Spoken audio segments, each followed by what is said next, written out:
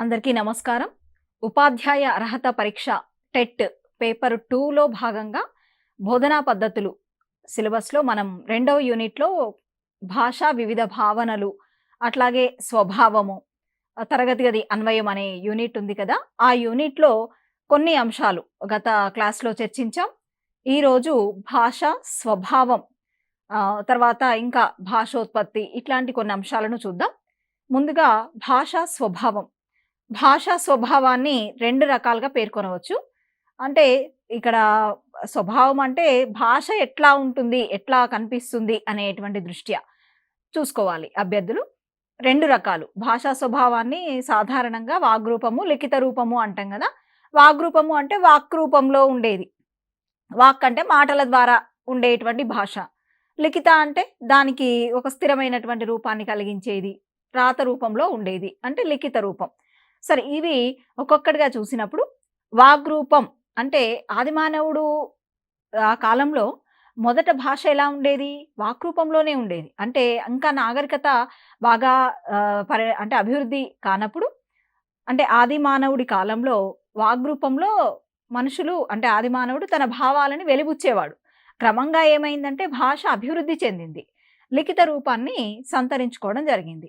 అంటే సాధారణంగా మనకిక్కడ వాగ్రూప భాష అంటే అర్థం కావాల్సింది ఏమిటి అంటే, మానవుడి ముఖయంత్రం నుంచి వెలువడే భాష. ముఖయంత్రం అంటే ఇది ముఖము. అట్లాగే ముఖము అంటే నోరు గూడా. అంటే నోటిని గూడా ముఖంగా చెప్తూ ఉంటాం. అంటే నోటి నుండి వెలువడేటువంటి భాష ఏదైతే ఉందో అది వాగ్రూపం. అయితే మనసులోని భావాలు కానీ, ఆలోచనలు కానీ, అనుభవాలు కానీ ఇతర వ్యక్తులకు తెలియజేయడానికి మనకి భాష తోడ్పడుతుంది. మౌఖిక భాష ప్రధానంగా నిత్య వ్యవహారానికే పరిమితమవుతుంది. ఇక లిఖిత రూప భాషను చూసినప్పుడు, లిఖిత రూప భాష వ్యక్తికి చెందిన మనోభావాలకు స్థిరత్వాన్ని కల్పించి లేఖనా రూపంలో సుదూరంలో ఉన్న వారికి కూడా అందజేస్తుంది. భావి తరాల వారికి జ్ఞానార్జనకు ఉపకరిస్తుంది. అంటే ఇక్కడ లిఖిత రూపము అనంటే రాత అనేది తెలిస్తే ఆ పదము అర్థమవుతుంది. అంటే మౌఖికంగా ఉన్నటువంటి వాటిని, మాటల్ని లేదా ఆ భాష అంతా కూడా స్థిరత్వం ఎలా కలుగుతుంది? లిఖిత రూపం ద్వారానే కదా! అట్లా అన్నమాట. ఇంకా లిఖిత రూపం వల్ల చాలా లేఖన రూపంలో ఉండడం వల్ల అంటే మౌఖికంగా అంటే కొంతవరకే అది పరిమితం అవుతుందేమో కానీ, లేఖన రూపంలో ఉన్నప్పుడు దాని పరిధి ఎక్కువగా ఉంటుంది, విస్తృతంగా ఉంటుంది భాషకు. సరే, మొత్తంగా ప్రత్యక్షంగా ఉన్నవారితో సంభాషించడానికి వాగ్రూప భాష తోడ్పడుతుంది. పరోక్షంగా ఉన్నవారికి కూడా మనం వారితో కూడా ఒక విధంగా సంభాషించడం గానీ, భావ వినిమయానికి కానీ లిఖిత రూప భాష ఉపయోగపడుతుంది. మౌఖిక భాషకు స్థాయిత్వం లేఖనం ద్వారా కలుగుతుంది. అయితే ఈ భాషా స్వభావాన్ని, అంటే ఇది మనకు కొంతవరకు కొన్ని పుస్తకాల్లో, అంటే మనకు ఉన్నటువంటి పాత పుస్తకం అయితేంది, వాటిల్లో ఉన్నటువంటి సమాచారం ఇది నేర్చుకోవాల్సిందే. ఖచ్చితంగా దీన్ని అధ్యయనం చేయాలి భాషా స్వభావంలో. అట్లాగే భాషా స్వభావం గురించి కొంత సరే మీకు అర్థం కావడం కోసం కొంత డీఈడీ బుక్ కూడా వాడుకోవచ్చు. డీఈడీ మెథడాలజీ పుస్తకం కూడా. అట్లా మీరు మొత్తానికి మెథడాలజీ పుస్తకం పాతది, కొత్తది బీఈడీ. అట్లాగే కొన్ని ఏవైనా ఇంకా టాపిక్స్‌కి కావాలి అంటే డీఎడ్ కూడా చూడండి. సరే, ఇక్కడ ప్రధానంగా భాషావేత్తలు భాషా స్వభావాన్ని వివరించడానికి ఇంకా రకరకాలుగా చెప్పిరనమాట భాషా స్వభావాన్ని. అది ఎట్లాగో చూద్దాము. భాష యాదృచ్ఛిక సంకేతాల సముదాయం. అంటే చూడండి, యాదృచ్ఛిక సంకేతాలు అంటే అనుకోకుండా వెలువడేటువంటి కొన్ని సంకేతాలు అన్నమాట. అంటే ఇక్కడ ఏ భాషకైనా కూడా పరిమితమైనటువంటి ధ్వని సంకేతాలు ఉంటాయి మూలాంశాలుగా. ఈ ధ్వని సంకేతాలు విభిన్న సముదాయాలుగా, అంటే పదాలుగా ఏర్పడతాయి అంతే ఇక్కడ. అంటే రకరకాల పదాలు బయటికి వస్తాయి కదా భాష రూపంలో, అట్లా అన్నమాట. అంటే అనుకోకుండా బయటకు వచ్చేటువంటి సంకేతాలన్నీ కూడా, పదాల సముదాయం అంతా కూడా ఈ భాషా స్వభావం కింద చెప్పడం జరిగింది. అంటే ఇక్కడ ప్రధానంగా ఆయా పదాలు ఏవైతే వెలువడతాయో అవన్నీ కూడా ఒక అర్థవంతమైన వాక్యంగా కనిపిస్తా ఉంటాయి. భాషలో ఈ సంకేతాల కూర్పు వల్లనే ఇదంతా కూర్పు అంతా కూడా యాదృచ్ఛికంగా, అంటే సహజంగానే జరిగిపోతుంది అని భాషావేత్తల అభిప్రాయం. అంటే భాషను గురించిన స్వభావాన్ని వారు చెప్పేటప్పుడు అట్లా, అంటే యాదృచ్ఛికంగా వెలువడే సంకేతాల కూర్పు వల్ల భాష ఏర్పడుతుంది అని. అంటే ఇప్పుడు చూడండి, ఉదాహరణకి కలము ఉందండి ఒక పదం. కలం అంటే ఏంటి? పెన్నే కదా! అంటే రాయటానికి ఉపయోగపడేటువంటి ఒక సాధనం అది. అంటే కలము అనేటువంటి పదము రాయడానికి ఉపయోగించే సాధనాన్ని సూచించడానికి, అంటే కలము అనేటువంటి ఒక పదం రాయడానికి ఉపయోగించే సాధనాన్ని సూచిస్తుంది. కలము అనే పదం అంటే కలము అనే పదం రాయడానికి ఉపయోగించే సాధనం కదా, అంటే రాయడాన్ని సూచిస్తుంది ఇక్కడ. అంటే రాయడాన్ని సూచించే పదంగా యాదృచ్ఛికంగా ఏర్పడింది అని ఇక్కడ అర్థం. సరే, అట్లా ఇప్పుడు పర్యాయ పదాలు, నానార్థాలు ఇవన్నీ ఉన్నాయండి. ఉదాహరణకి ఇంకా ఈజీగా అర్థం కావాలి అంటే ఇప్పుడు పర్యాయ పదాలు ఉన్నాయి. ఉదాహరణకు ఇప్పుడు పర్యాయ పదాలు అంటే ఏంది? సమానార్థక పదాలు.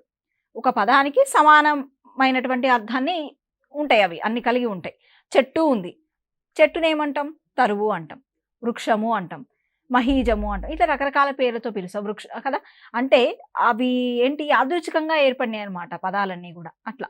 సరే, మొత్తానికి భాషా స్వభావంలో ఇంకా కొన్ని భావనలను చూస్తే, భాష అనేది భావ ప్రసారణ మాధ్యమం. వ్యక్తుల మధ్య పరస్పర భావ వ్యక్తీకరణకు ఉపయోగించే ప్రాథమిక మాధ్యమం భాష. అంటే వ్యక్తుల మధ్య పరస్పర భావ వ్యక్తీకరణ అంతే కదా. ఒక వ్యక్తి ఇంకో వ్యక్తితో ఏదో ఒక విషయాన్ని వ్యక్తీకరిస్తాడు, అంటే చెప్తాడు అని ఇక్కడ. అంటే పరస్పర వ్యక్తీకరణకు ఉపయోగించే ఒక మాధ్యమమే కదా భాష. అది వాళ్ళు చెప్పారు స్వభావంలో. అట్లాగే భాష సామాజికం అన్నారు కొందరు భాషావేత్తలు. అంటే భాష సమాజంలోని వ్యక్తుల మధ్య భావ వినిమయానికి ఉపయోగపడుతుంది. సమాజం అంటే మనుషులే కదండి. అట్లా సమాజంలోని వ్యక్తుల మధ్య రకరకాల భావ పరంపర కొనసాగుతూ ఉంటుంది కదా. ఆ విధంగా భావ వినిమయానికి తోడ్పడుతుంది. అంటే సమాజపు నాగరికత, సంస్కృతిని కూడా పెంపొందించి తద్వారా తరతరాలకు వ్యాప్తి చేయటంలో భాష తోడ్పడుతుంది, ఇక్కడ పాత్ర వహిస్తుంది అని చెప్పి. ఆ తర్వాత అంటే ఇంకా దీంట్లో భాషకు సంబంధించి చూస్తే వ్యవస్థీకృతమైంది భాష అనేది.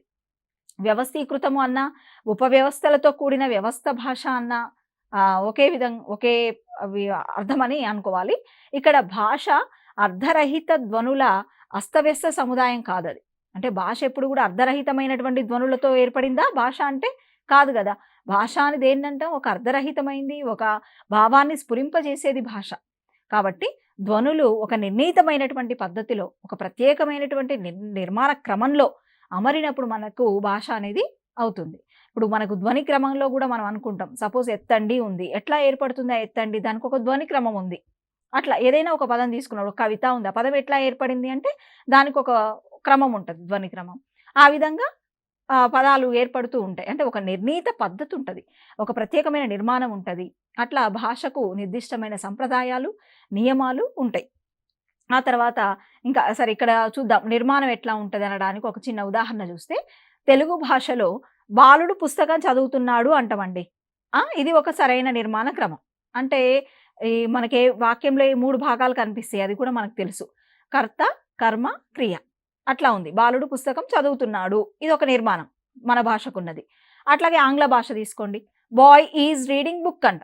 బాయ్ ఈజ్ రీడింగ్ బుక్ అనేది ఇది ఒక నిర్మాణం, అంటే ఆ భాషకు సంబంధించిన ఒక నిర్మాణం. అంటే భాష అనేది ఒక వ్యవస్థీకృతమైనది, అంటే ఉపవ్యవస్థలతో కూడిన ఒక వ్యవస్థ అనేది గ్రహించాలి.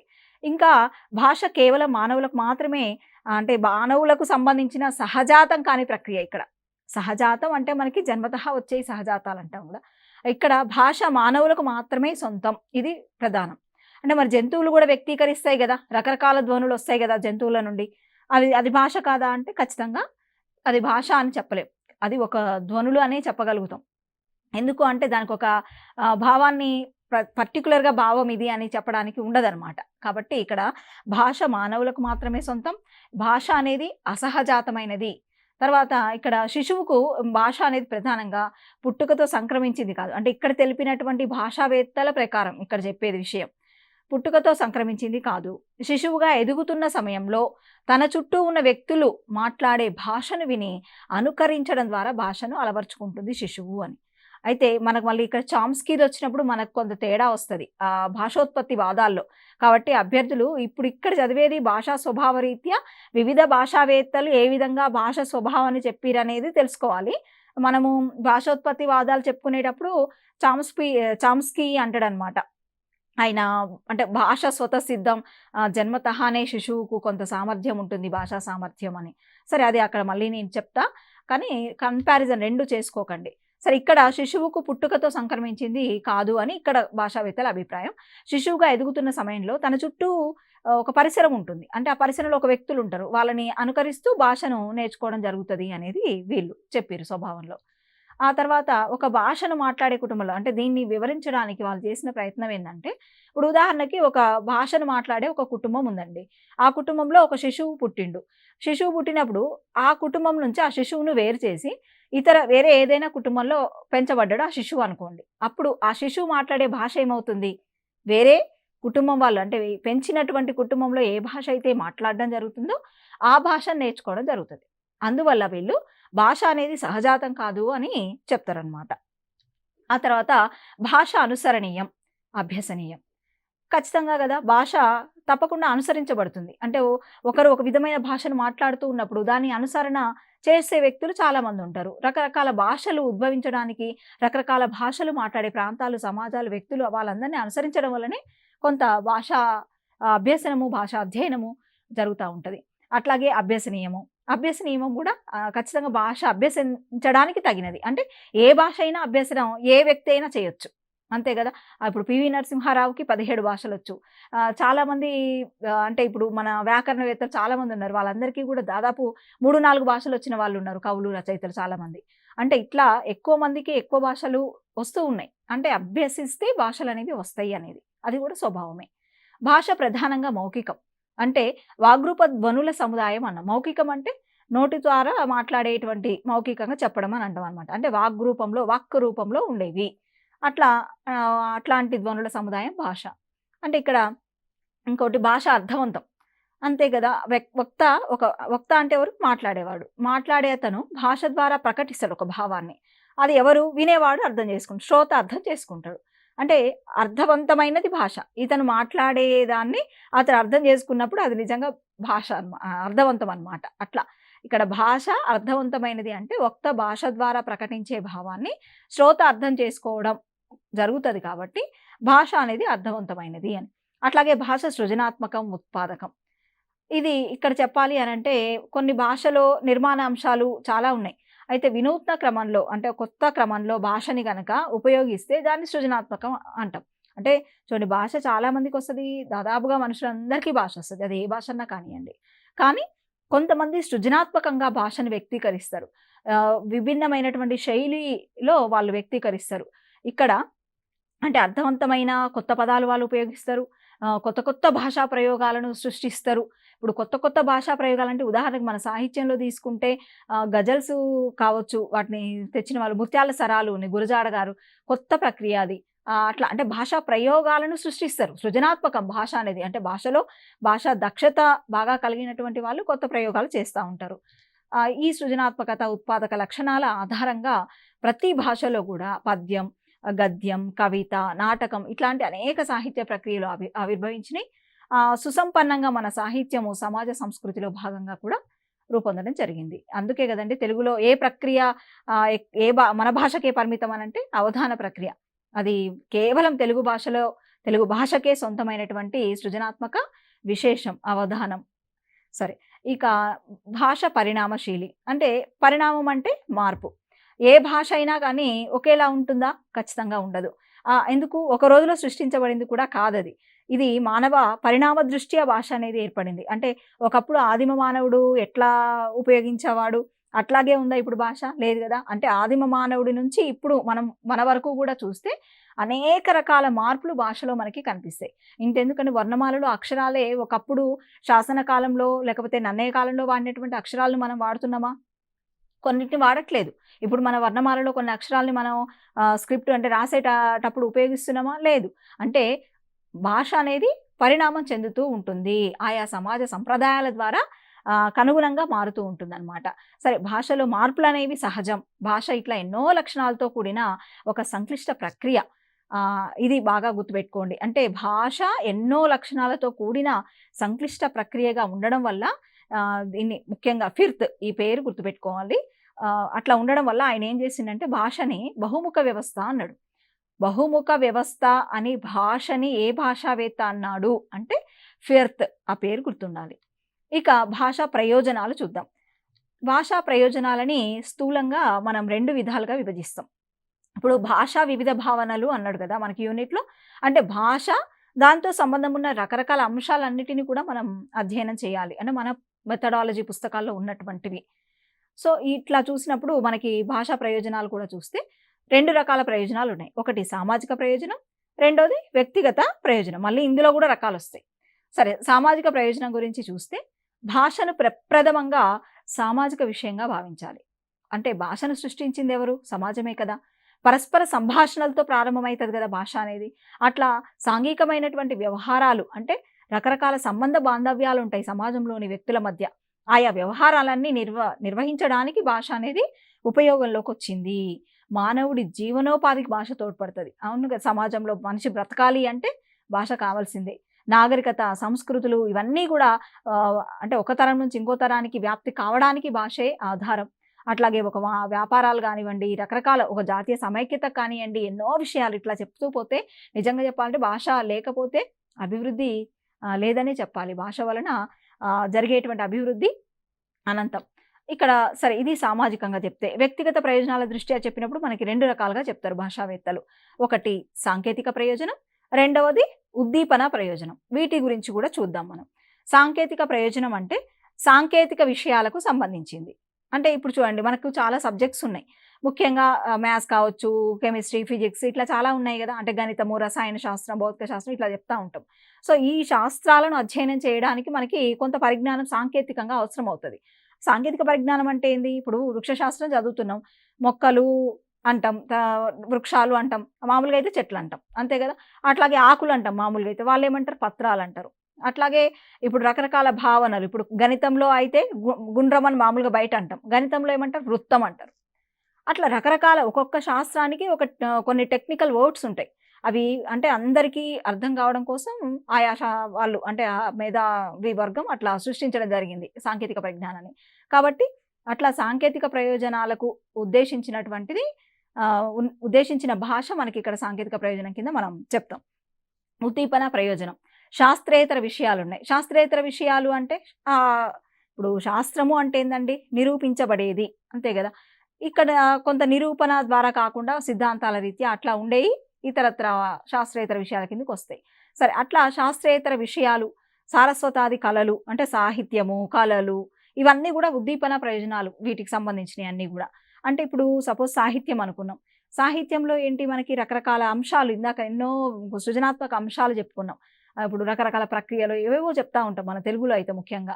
సో, అట్లా చూసినప్పుడు ఉద్దీపన ప్రయోజనాలు అంటే భాష ద్వారా సాధించబడేటువంటి సృజనాత్మకమైనటువంటి సారస్వత కళలకు సంబంధించిన అవేవైతే ఉన్నాయో అవి ఉద్దీపన కింద చెప్పుకోవాలి ఇక్కడ. అంటే ఇంకా చెప్పాలి అంటే వైఖరులు, భావావేశ రంగానికి సంబంధించినవన్నీ ఉద్దీపన ప్రయోజనం కిందకొస్తాయి. ఇది సార్వజనీనం, సార్వకాలికం అని సాహితీవేత్తలు కూడా అంగీకరించడం జరిగింది. ఇక్కడ ముఖ్యంగా ఒక భాషావేత్త హెన్రీ వెండ్ ఈయనేమంటాడంటే సాంకేతిక ఉద్దీపన ప్రయోజనాలనేమో అంటే ఈ 2 ప్రయోజనాలు ఉన్నాయి కదా! వీటిని మారు పేర్లు పెట్టి పిలుస్తాడంతే. అల్ప ప్రయోజనం, అధిక ప్రయోజనం. అంటే సాంకేతిక ఉద్దీపన ఆర్డరు అల్ప ప్రయోజనం, అధిక ప్రయోజనం అని చెప్పిండు. కానీ ఇది సమంజసంగా లేదని భాషావేత్తలు అన్నారు. ఆ తర్వాత రిచర్డ్ అండ్ ఓగ్డెన్ అనే ఆయన ఏమన్నాడంటే సాంకేతిక ప్రయోజనం, ఉద్దీపన ప్రయోజనం కదా! వీటిని అంటే ఇట్లా అనడమే బావుంది అని చెప్పి ఆయన అన్నాడు. ఆ తర్వాత అంటే ఇక్కడ అడుగుతాడనమాట. సాంకేతిక ఉద్దీపన ప్రయోజనాలే సమంజసమైనవి అన్నది అంటే రిచర్డ్ అండ్ ఓగ్డెన్. అల్ప ప్రయోజనం, అధిక ప్రయోజనం అన్నది హెన్రీ వెండ్. ఇట్లా గుర్తుపెట్టుకోవాలి. తర్వాత సాంకేతిక ప్రయోజనము, ఉద్దీపన ప్రయోజనాలను అభివ్యక్తి గ్రహణం అని, అభివ్యక్తి గ్రహణాలను వాగ్రూప, లిఖిత రూపం అని, వాగ్రూప, లిఖిత రూపాలను ప్రకాశం, ఆత్మగతం అని ఇట్లా 2 రకాలుగా భాషావేత్తలు పేర్కొనడం జరిగింది. మొత్తంగా ఇవన్నీ ఏంటి అంటే భాష ప్రయోజనాలే అన్నమాట. ఇక సాంకేతిక ప్రయోజనాలు దానివల్ల ఏం జరుగుతది అంటే బుద్ధి, మేధస్సు వీటి ద్వారా అవి నెరవేరుతాయి ఆ ప్రయోజనాలు. అంటే జ్ఞానాత్మక రంగాన్ని అభివృద్ధి చేయటంలో సాంకేతిక ప్రయోజనాలు తోడ్పడితే భావావేశ రంగంలో అభివృద్ధి చేయటంలో మనకు ఉద్దీపన ప్రయోజనాలు తోడ్పడతాయి. సరే, ఇక్కడ ప్రధానంగా సాంకేతిక ప్రయోజనాలు విజ్ఞాన, సాంకేతిక శాస్త్ర అధ్యయనాలు తోడ్పడుతున్నాయి. ఉద్దీపన ప్రయోజనాలు వ్యక్తుల యొక్క వైఖరులను తీర్చిదిద్దుతాయి.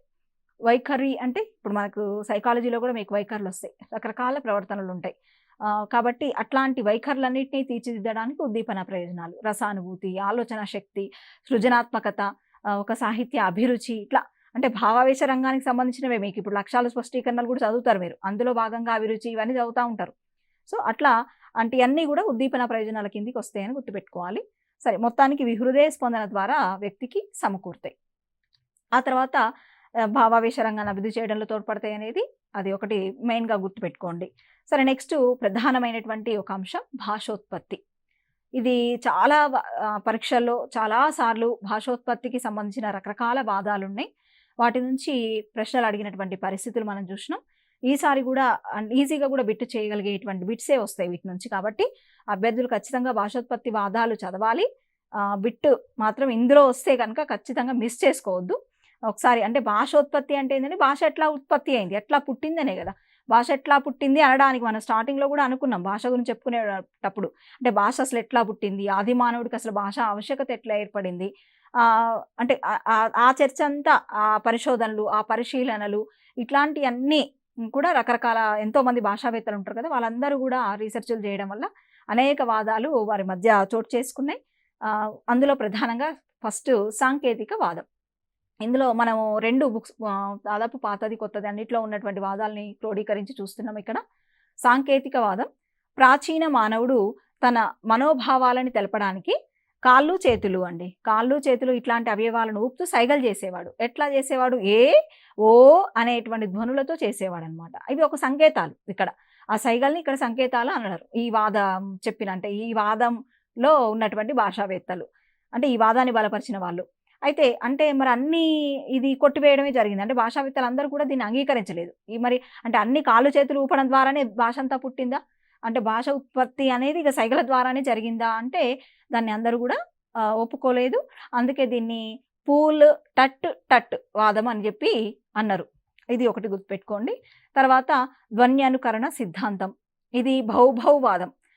ఇదే వౌ వాదం అని కూడా కొన్ని పుస్తకాల్లో ఉంది. సరే, ఏదైనా మొత్తానికి టర్మినాలజీ గుర్తుపెట్టుకోండి.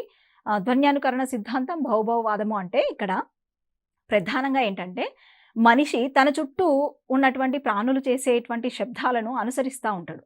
అనుకరణ ద్వారా భాష వస్తుంది, అనుసరించడం ద్వారా వస్తుంది అని మన భాషా స్వభావం చెప్పుకున్నప్పుడు కూడా చెప్పుకున్నాం. అంటే ఇక్కడ కూడా మనిషి ఏంటి, రకరకాల ప్రాణులు ఉంటాయి. మనిషి ఒక్కడే ఉండడు కదా, సమాజము లేదా పరిసరము అన్నప్పుడు అనేక ప్రాణులు మనిషితో పాటు ఉంటూ ఉంటాయి. అట్లా రకరకాల ప్రాణులు రకరకాల శబ్దాలను చేస్తూ ఉంటాయి. అట్లా అంటే ఆయా ప్రాణులు చేసేటువంటి ఆయా శబ్దాలను అనుసరించడం వల్ల భాష ఏర్పడింది అని కొంతమంది భాషావేత్తల ఊహ. ఇప్పుడు ఉదాహరణకు కాకుందండి, కా అంటది. బేకం ఉంది, బే అంటది. అంటే ఇప్పుడు కప్ప బేకము అంటే. అట్లాగే కోకిల ఉంది, కూ అంటది. అట్లా అంటే ఈ శబ్దాలను అనుకరించడం ద్వారా భాష ఏర్పడింది అని కొందరి వాదన. ఇది కూడా అంగీకారయోగ్యంగా లేదని భాషావేత్తలు అన్నారు. జర్మన్ తత్వవేత్త జోహన్ గాట్ఫ్రైడ్ దీన్ని ప్రతిపాదించిండు. ఇక్కడ బిట్లు గుర్తుపెట్టుకోవాల్సింది ఒకటి ఏంటంటే ప్రాణులు చేసే శబ్దాలను అనుకరించడం వల్ల, అంటే అవి చేసే ధ్వనులను అనుకరించడం వల్ల, ధ్వన్యనుకరణ సిద్ధాంతం పేరులోనే ఉందండి. ధ్వన్యనుకరణ, ధ్వనులను అనుకరించడం వల్ల ఈ వాదం. కాకి ఇట్లాంటి కొన్ని అట్లాంటి శబ్దాలు గుర్తుపెట్టుకోండి.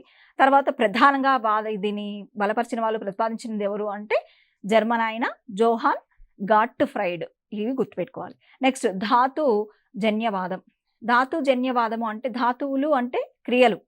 ధాతువులు అంటే ఇక్కడ ప్రధానంగా క్రియకు మూల రూపం ధాతువు అంటూ ఉంటాం. ఇప్పుడు మనిషి కూడా రకరకాల క్రియాపదాలు వాడుతూ ఉంటాడు కదా. అయితే ఇట్లా భాష ఏర్పడడానికట ఫస్ట్ మానవుడు కొన్ని క్రియాపదాలనే కనిపెట్టిండు. వాటి ఆధారంగా రకరకాల శబ్దాలను సృష్టించుకుంటూ వచ్చిండని శాస్త్రవేత్తలు చెప్తా ఉన్నారు. కొంతమంది చెప్పిరనమాట. అంటే క్రియాపదాల నుండి ఇతర అంత భాష కూడా రూపొందబడింది అనేది ఈ వాదం. కానీ ఇప్పుడు ఉదాహరణకు చూద్దాం. తిను అని ఉందండి, ఇదొక ధాతువు నుంచి. ఇప్పుడు ఇదొక ధాతువు, దీని నుంచి వచ్చిన క్రియారూపాలు ఏంటి? తినుట, తిను, తినిపించు, తినిపించుచున్నారు, ఇట్లా ఏవైనా రావచ్చు కదా. అట్లనే చేయు ఉంది, చేయుట, చేయుచున్నారు, చేత, ఇట్లా ఏవైనా రావచ్చు కదా. అట్లా అనమాట. అంటే ఇట్లాంటి అంటే ఒక క్రియాపదాల వల్ల ఇది భాష అనేదంతా కూడా పుట్టింది అని చెప్పేసి ఇట్లాంటి దీన్ని ధాతుజన్యం అని వాళ్ళు అంగీకరించారు. దీన్ని ప్రతిపాదించింది అంటే ధాతుజన్యవాదాన్ని ప్రతిపాదించింది యాస్కాచార్యుడు. ఈ బిట్ గత కొన్ని పరీక్షల్లో రావటం జరిగింది. ఇక నెక్స్ట్ మనకున్నటువంటి వాదం యోహీహో వాదం అండి. యోహీహో వాదం వ్యక్తులు సమిష్టిగా, అంటే చాలా వరకు వ్యక్తి సంఘజీవి కదా, అంటే ఎక్కువగా మనుషులు ఇతర వ్యక్తులతో కూడి పనులు చేస్తా ఉంటాడు. అంటే వ్యక్తులు సమిష్టిగా భౌతిక శ్రమ చేయటానికి ఎక్కువగా చేసే పనులు ఎక్కువగా కనిపిస్తూ ఉంటాయి. ఇప్పుడు ఉదాహరణకి ఇప్పుడు కలవబోతారు, కొయ్యబోతారు, సమిష్టిగా చేస్తా ఉంటారు. ఇంకా ఏవైనా కొన్ని టీమ్ వర్క్స్ ఉంటాయి గదా! అట్లాంటియన్నీ గూడా అట్లా చేసేటప్పుడు వాళ్ళు వాళ్ళ యొక్క శారీరక కృషికి అనుగుణంగా కొన్ని శబ్దాలు చేస్తూ ఉంటారనమాట. ఆ అలసటని మర్చిపోవడానికి. అట్లాగే ఇంకా ఎందుకు వ్యక్తిగతంగా ఒక్కొక్కరుగా చేసేటువంటి శ్రమలు గూడా అండి. ఇప్పుడు ఉదాహరణకి ఇండ్లల్లో బట్టలు ఉతికేటప్పుడు మీరు చాలామంది స్త్రీలను గమనిస్తే ఇష్షో, ఇష్షో అంటా ఉంటారు వాళ్ళు. అంటే అదొక శబ్దం. అంటే ఇక్కడ యోహీహో వాదం అనేది ఏందనంటే, శ్రమ చేసేటప్పుడు శారీరక కృషికి అనుగుణంగా హా, హీ ఇట్లాంటి ఏవో శబ్దాలు చేస్తా ఉంటారు. అట్లా ఆ శబ్దాల నుంచి భాష పుట్టింది అని నోయిర్ అనే భాషావేత్త అభిప్రాయం. పడవలు నడుపుతా ఉంటారు కొంతమంది. ఆ పడవ నడిపే వాళ్ళు ఏమంటారు, వాళ్ళు నిజానికి హైలెస్సో, హైలెస్ అట్లా అంటారు. వాళ్ళు ఇంకా అంటే ఇట్లా ఏవో ఒక శబ్దాలు ఒక్కొక్కటి చేసేవాళ్ళు ఒక్కొక్క రకమైన శబ్దాలను వెలువరిస్తూ ఉంటారు. వాటిని బలపరుస్తూ వచ్చినటువంటి వాదం యోహీహో వాదం. తర్వాత టక్ టక్ వాదం అండి. మౌఖిక అభినయ వాదం అంటారు దీన్ని. 1930లో సర్ రిచర్డ్ పాజెట్ ఈ వాదాన్ని ప్రతిపాదించిండు. 1930లో సర్ రిచర్డ్ పాజెట్, ఈ పేరు గుర్తుపెట్టుకోవాలి. ఈ వాదాన్ని టక్ టక్ వాదం ప్రతిపాదించింది అని అన్నప్పుడు పాజెట్ గుర్తు రావాలి. మొదట శారీరక హావాభావాల ద్వారా భావ వ్యక్తీకరణ చేసేవాళ్ళని, తర్వాత దానికి అనుగుణంగా నాలుక, పెదవులు ఇవన్నీ కదలికల ద్వారా ఆ భాష ఏర్పడ్డదని చెప్పే వాదం టక్ టక్ వాదం. అంటే ఫస్ట్ శారీరక హావాభావాలు, ఆ తర్వాత నాలుక, పెదవులు కదలికల ద్వారా శబ్దాలు ఏర్పడ్డాయి అని చెప్పేటువంటి వాదం టక్ టక్ వాదం. మౌఖిక అభినయ వాదం అంటారు దీన్ని. ఆ తర్వాత భగవద్దత్త వాదం. భగవద్దత్త వాదము అనంటే మానవుడిని సృష్టించిన భగవంతుడే భాషను కూడా ప్రసాదించాడు అని కొందరు భావిస్తారు. భారతీయులు ఉదాహరణకి ఇక్కడ హిందూ మతస్థులుగా చెప్పబడతారు కాబట్టి భారతీయులు సంస్కృతం, క్రైస్తవులు హిబ్రూ భాష, మహమ్మదీయులు అరబిక్ భాష, వీటిని దైవ భాషలుగా వాళ్ళు భావిస్తూ ఉంటారు.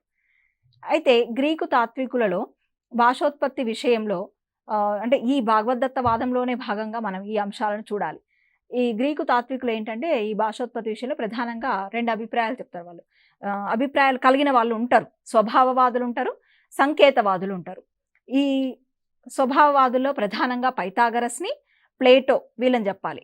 వీళ్ళేంటంటే భాష అనేది స్వాభావికంగానే వచ్చింది, అంటే సహజంగా వచ్చేసింది అని చెప్పి. అట్లనే సంకేతవాదులు ఉంటారు. డెమెట్రియస్, అరిస్టాటిల్ వంటి వాళ్ళు. వీళ్ళేమంటారు, సంకేతాల ద్వారా భాష వచ్చింది అని చెప్పి. ఇంకా దీంట్లోనే మళ్ళీ భగవద్దత్త వాదంలోనే నయాయిక, వైయాకరణ వాదాలు ఉంటాయండి. నయాయిక, వైయాకరణ వాదాలు అంటాం. భారతదేశంలో భాషోత్పత్తి ప్రవర్తకులు వీళ్ళనమాట. అంటే నయాకరణులు, వైయాకరణులు అని అంటా ఉంటాం వీళ్ళని. ఈ నయాకరణులు అంటే నయాయిక అనే పదం ఏంటంటే ఈశ్వర సంకేత రూపమైన భాషకు లేదా ఒక పదానికి ఈశ్వర సంకేతమైనటువంటి ఒక శక్తి ఉంటుంది. దానివల్లనే అసలు ఈ అంటే ఒక అర్థం నిర్ణయించబడుతుంది అని భావించే వాళ్ళు నయాయికవాదులు. వీళ్ళు నయాకరణులు అంటారు వీళ్ళని. అంటే పదానికి ఈశ్వర శక్తి ఉంటుంది, ఈశ్వర సంకేత రూపమైన ఒక శక్తి ఉంటుంది, అందువల్లనే ఆ పదానికి ఒక అర్థం చేకూరుతుంది, ఒక అర్థాన్ని నిర్ణయించడం జరుగుతుంది అనే వాళ్ళు ఎవరు అంటే నయాయిక. ఇది గుర్తుపెట్టుకోవాలి. ఆ తర్వాత వైయాయిక, వైయాకరణులు అంటాం. అంటే దేన్ని అంగీకరించకుండా పదానికి అర్థానికి గల సంబంధం, అంటే వీళ్ళు ప్రాక్టికల్గా ఆలోచిస్తారనమాట. వైయాకరణులు దేన్ని అంగీకరించరు, అంటే ఇట్లాంటి పదానికి అర్థానికి గల సంబంధం మానవ సంకేతంగా చెప్తారు వీళ్ళు. అంటే లోకంలో రకరకాల వ్యవహారాలు జరుగుతూ ఉంటాయి కదా, ఆయా వ్యవహారాలను బట్టి పదాలకు ఆయా రకాల అర్థాలు వస్తూ ఉంటాయి అని చెప్పేసి వీళ్ళ అభిప్రాయం. ఇక నెక్స్ట్ ఈ భగవద్దత్త వాదం తర్వాత మనకున్నటువంటి వాదం సహజ పరిణామ వాదం. ప్రాచీన జీవజాలం నుంచి వివిధ దశల్లో పరిణామం చెంది ఇప్పటి మానవుని స్థాయికి అభివృద్ధి చెందిండు అనేది డార్విన్ జీవ పరిణామ సిద్ధాంతం కదా. డార్విన్ మనకు సైన్స్లో వస్తాడు. జీవ పరిణామ సిద్ధాంతం, డార్విన్ సిద్ధాంతం చదివిన వాళ్ళమే అందరము కూడా. సరే, ఇక్కడ డార్విన్ సహజ పరిణామ సిద్ధాంతం అంటే రకరకాల పరిణామాలు జరిగినాయి. సరే, కోతి నుంచి మానవుడు వచ్చిండా లేకపోతే ఇంకోట, ఇవన్నీ కూడా సరే. డార్విన్ విషయానికి వస్తే డార్విన్ కూడా రకరకాల దశలని మనకి చూపించడం జరిగింది, జీవ పరిణామం ఎట్లా జరిగిందో. సరే, ఇక్కడ ప్రాచీన జీవజాలం నుంచి వివిధ దశల్లో పరిణామం జరిగింది. అట్లా మానవుడు మంచి ఒక పరిణతి సాధించిండు. అని చెప్పేసి చెప్పేది సహజ పరిణామ వాదం అన్నమాట. అంటే ఈ క్రమంలో మానవుడు పరిణామం చెందిండు అంటే ఏందండి, నాగరికతతో పాటు మానవుడికి రకరకాల అవయవాలు ఇప్పుడు డార్విన్ ఏం చెప్తాడు, జిరాఫీల గురించి చెప్తాడు. రకరకాల జంతువుల్ని ఉదాహరిస్తూ చెప్తాడు మనకు పరిణామాన్ని చెప్పేటప్పుడు. అంటే ఇక్కడ కూడా మానవుడికి ఆహ్, అంటే మెదడు ఇవన్నీ కూడా అంత బాగా పరిపక్వంగా లేవు స్టార్టింగ్‌లో. ఆ తర్వాత పరిణామం చెందినాయి. అంటే మెదడు గాని, స్వరపేటిక, దంతాలు, పెదవులు ఇవన్నీ ఉన్నాయి గదా! పరిణామం చెంది, పరిణతి చెంది, ఆ తర్వాత మాటలు వెలువరించడానికి అనువుగా అవి రూపొందినయి అనేది సహజ పరిణామ సిద్ధాంతం అన్నమాట. ఇది అంటే ఇట్లాంటి సహజంగా జరిగిన ఒక పరిణామమే అంటే ఒక వికాసమే భాష ఉత్పత్తికి మూలము అనేది ఈ పరిణామవాదుల యొక్క వాదన. ఇక అనుభవపూర్వక సంపాదన వాదం. దీన్ని అనుభవవాదం అని కూడా అంటారు. అట్లా గూడా కొన్ని చోట్ల మనకు కనిపిస్తుంది. అది గూడా గుర్తుపెట్టుకోండి. అనుభవపూర్వక వాదమన్నా, సంపాదన వాదమన్నా, అనుభవవాదమన్నా ఇదే. అంటే తత్వశాస్త్రంలో ఉన్న ఒక అనుభవవాదం ఆధారంగా ఈ వాదం వచ్చింది. పుట్టుకతో భాష రాదు అంటారు వీళ్ళు. అంటే ఇందాక కూడా మనకు భాషా స్వభావంలో కొందరు భాషావేత్తలన్నారు. అంటే వాదనలండి, చర్చలు జరుగుతా ఉంటాయి గదా! భాషావేత్తల మధ్య అట్లా. పుట్టుకతో భాష రాదు. శిశువు పెరిగే కొద్దీ పరిసరాలలో తాను పొందిన అనుభవాల నుంచి భాషాభివృద్ధి జరుగుతుంది. అట్లా భాష ఇంకా అనుకరణ ద్వారా కూడా లభిస్తుంది అనేది అనుభవపూర్వక వాదం. అంటే ఇప్పుడు ఉదాహరణకి ఇక్కడ దీన్ని రుజువు చేయటానికి ఏ గూటి చిలక ఆ గూటి పలుకులే పలుకుతుంది అంటారు కదా! అంటే పరిసరము బట్టి అన్నమాట ఇక్కడ. అంటే జన్మతహా రాట్లేదు. అట్లా. ఈ నానుడి ఇది ఈ వాదానికి బాగా సరిపోయేది. భాష అనుభవం ద్వారానే వస్తుంది అనడానికి. శిశువుల అనుకరణ ద్వారా భాషను నేర్చుకుంటారు అనే నిరూపించే వాదం అన్నమాట. ఈ వాదాన్ని బాగా బలపరిచినటువంటి మనకు సైకాలజీలో కూడా వస్తాడు స్కిన్నర్. మనస్తత్వ శాస్త్రజ్ఞుడు స్కిన్నర్ ఈ వాదాన్ని ప్రవృత్తి వాదం అని కూడా అంటారు. ఆయన బలపరిచిండు. తర్వాత మనకు ఉన్నటువంటి వాదం స్వతఃసిద్ధవాదం. ఇప్పుడు ఈ అనుభవవాదానికి ఒక విధంగా వ్యతిరేకం అండి ఇది. అంటే సంపాదనవాదాన్ని లేదా అనుభవవాదాన్ని ఖండిస్తూ ఆధునిక భాషావేత్త చోమ్స్కీ, ఈ చోమ్స్కీ మనకు ఇదివరకు కూడా మనం అనుకున్నాం. ఆ గతంలో ఒక బిట్ కూడా నిర్వచనాల్లో చోమ్స్కీది వచ్చిందని కూడా అనుకున్నాం మనం. చోమ్స్కీ చాలా ఇంపార్టెంట్ భాషావేత్తల్లో. ఇక్కడ చోమ్స్కీ ప్రతిపాదించిన వాదం స్వతఃసిద్ధవాదం. ఈయన ఏమంటాడంటే భాష జన్మతహా వస్తదంటాడు. అంటే జన్మతహా భాషకు సంబంధించిన ఎబిలిటీ శిశువు కలిగి ఉంటాడు. ఆయా అనుభవాలు భావ ఉద్దీపన ద్వారా ఆ తర్వాత బలపడతాయి అని చెప్పేసి ఈయన అంటూ ఉంటాడనమాట. ఇక్కడ అంటే భాషా దక్షత అనేది స్వతసిద్ధంగా ఉంటుంది. 5-6 ఏళ్ల చిన్న వయసులోనే శిశువులు మాట్లాడతారు గదా! మరి 5-6 ఏళ్లకే శిశువు మాట్లాడుతున్నాడు అనంటే అంతకుముందు వాళ్ళలో ఆ దక్షత ఉంది. జన్మతహా వాళ్ళకుంది అంటాడనమాట ఆయన. ఆ తర్వాత పెద్దవాళ్ళు అవుతున్న కొద్దీ వాళ్ళ అనుభవాల్లో తేడాల వల్ల భాషను మాట్లాడే దక్షత అంటే సమర్థత. భాషను మాట్లాడేటువంటి సమర్థతలో తారతమ్యాలు కలుగుతాయి. అంతే కదండీ! ఇప్పుడు భాష అందరికీ వస్తది. కానీ ఒకరు ధారాళంగా మాట్లాడగలుగుతారు. ఎక్కువ పదజాలాన్ని ఉపయోగించగలుగుతారు. ఇంకా ఎక్కువ భాషలు నేర్చుకోగలుగుతారు. ఇట్లా దక్షతలో తేడాలు ఉంటూ ఉంటాయి గదా! భాష అందరికీ వస్తది గాని. అంటే ఇక్కడ జన్మతహా ఉంటుంది సామర్థ్యం. ఆ తర్వాత రకరకాల అనుభవాలలో తేడా వల్ల వాళ్ళు పెద్దవుతున్న కొద్దీ రకరకాల డిఫరెన్సెస్ కలుగుతాయనేది చోమ్స్కీ చెప్తాడనమాట. సరే, మొత్తానికి మనకు భాష అనేది అనేక రకాలుగా కనిపిస్తుంది. బోధన విషయంగా కూడా భాష మనకి ఉన్నది పాఠశాల విద్యా ప్రణాళికలో. ఇవన్నీ సరే, ఇప్పుడు ప్రధానంగా భాషోత్పత్తికి సంబంధించి మనం రకరకాల వాదాలను చూసినాం. అనేక సాంకేతిక వాదం నుంచి మొదలుపెడితే భగవతత్వవాదం వరకు చూసినాం. ఇక్కడ నుంచి ఖచ్చితంగా బిట్లు ఇదివరకైతే అడిగారు. ఈసారి కూడా అడుగుతారనే ఉద్దేశంతో అందరం అధ్యయనం చేయండి. తర్వాత భాష ఒక్క విషయం ఏంటంటే ఇక్కడ బోధనా విషయంగా కూడా భాష ఉంది కదా! అంటే విద్యా ప్రణాళిక మనకి రూపొందుతుంది. ఆ విద్యా ప్రణాళికలో రకరకాల అంశాలు, విషయాలుంటాయి. సాంఘిక శాస్త్రం, గణిత శాస్త్రం ఇట్లా కదా! అందులో ఒక భాష కూడా ఒక బోధనా విషయంగా ఉంది. అంటే ఇది కూడా భాషకు సంబంధించిన ఒక భావన అని గుర్తుపెట్టుకోవాలి. భాష ఎందుకు పెట్టిర్రు మరి? ఎందుకు భాషల్ని ఇట్లా మనకు ఉన్నాయనంటే భాష వల్లనే శిశువు యొక్క సర్వతోముఖాభివృద్ధి జరుగుతది కాబట్టి, అంటే ఒక శిశువు అభివృద్ధిలో భాష ప్రముఖ పాత్ర వహిస్తది కాబట్టి, ప్రధానంగా బోధనా విషయంగా కూడా భాష అనేది ఉన్నది.